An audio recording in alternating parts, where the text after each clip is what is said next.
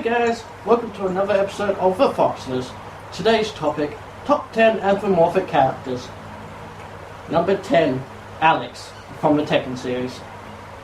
So as awesome as Roger and Roger Jr. are with the fact that boxing kangaroos, I have to give this to Alex, who is a boxing dinosaur. Now that's just that little bit more awesome. And I just love playing him in Tekken Tag Tournament 2. His fighting is well balanced and easy to learn, but still a tad difficult to get him correct and get the timing right. Making him a fun and challenging character to play sometimes. Plus his ending stories are quite fun to watch. But generally I just like the fact that he's a boxing dinosaur and I can actually play him quite well. Number 9, Bowser Jr. from the Mario series. This could have easily gone to Bowser, but I kind of love Bowser Jr. more. He is just more adorable with his cute little bandana showing off his evil side. In every way he is just like his father in wanting to kidnap Princess Peach, and the fact he is evil with his other buddies just makes him more adorable. You know, he's basically a teeny Bowser. Number 8, Gex from the Gex the Gecko series. The Gex games are full of witty humor and funny one-liners and a lot of pop culture references. And most of that is what makes Gex Gex. He's quite the smart aleck that comes up with some funny things. His backstory is pretty sad though. His dad died in an explosion and he ended up bottling his grief and emotions in front of a TV, just living his life watching TV over and over for a long time after her death to try and get over things. You know, his mum and dad would like tell him off for always watching TV all the time, but that's how he dealt with his emotions. But it's how funny and awesome Gex is that puts him here on this list. Number 7, Sonic the Hedgehog series. He's fast, he's cool, he's Sonic the Hedgehog. As much as a fandom of Sonic can get some shit, and the latest games have been pretty bleh from what I hear. I haven't actually been able to play them myself as I don't own a Wii U. I think we all love Sonic though for his cool attitude and cheesy speeches. He's a pretty stand-up guy with a lot of love. He is always willing to help out a friend and make some new ones along the way, making him a pretty great guy and worthy of a spot on this list. In my opinion, Sonic and all the characters are a crap load better than Mario characters. Like, they're far better, with a lot more range of characters.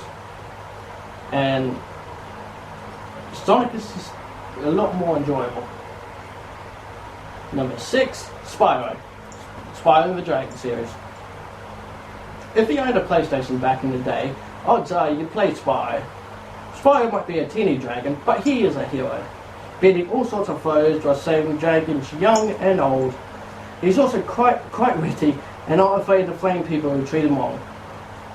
He's quite a funny and smart little dragon, and he's a real hero to me, being, you know, a tiny little thing that is able to stand up to all these big foes and dangerous people and such.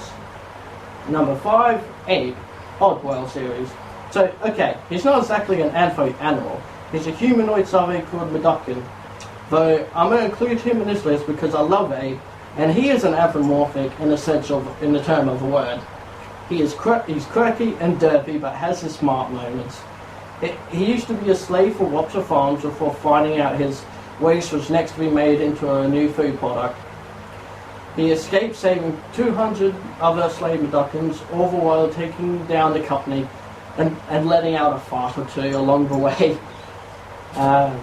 Or in the second game, turning his farts into explosives. Yes, that does happen. And it is kinda amazing. He's just such a charming character that you instantly fall in love with and want to see more of him. Number 4, Wed 13, aka Nanaki, Final Fantasy VII. Nanaki is one of my all-time favorite Final Fantasy characters. and party members in general. Not only is he just plain awesome, he is very intelligent and sophisticated, with a very sad, interesting story. His father disappeared while Nanaki was at a very young age, going off to battle only to never come back. And Nanaki thought he had fled in the face of battle and called him a coward. Many years later, he ended up in one of Hojo's experiments, Sephiroth's father, for those who don't know. And that's where he met Cloud and found out the real fate of his father. His father got turned to stone while protecting the village, dying a noble death, and Nanaki vowing to be a true warrior. He's a very noble companion, and a very awesome one at that. Number 3, Sly Cooper. Sly Cooper series. Smart, witty, and cute. Who wouldn't want to help out Raccoon in a heist? Sly Raccoon is just that, Sly. He's a raccoon thief that uses his shadowy, ninja-like skills given to him from his ancestors to take what he needs. Though he ain't just a common criminal. He helps those in need and just wants to get revenge for those who killed his father. It is a tragic tale of his past. Luckily, he's had his 2 friends, Bedley and Murray, since childhood, had looked after him, and he as much as them as well. His skills as a thief have done a lot for him over the years, spanning 4 great games, and I really hope to see more of him in the future. Number 2, Fox McCloud, Star Fox series. Well, of course there's going to be a fox on this list. Duh. Who better than Fox McCloud? He is the leader of Star Fox, a band of mercenaries that save multiple worlds through their adventures. He's smart and clever like a fox. But he can come off as cocky as well, though. After all, he is a fox. But his loyalty to his friends is what makes him a fine leader. He has to deal with not only the grouchy Falco all the time, but the very annoying Slippy. And the fact that he can deal with that, and that he's willing to be a leader of those 2, means that he's a pretty brave person and a pretty good guy. Fox McCloud will probably always be my favourite fox, as he is a brave hero and a fox to look up to. Number 1, Red Savarian, Solo to Wobo series. Probably am saying it wrong, so my bad. Red is one of my favourite Antho characters of all time, and it's from a DS game of all things.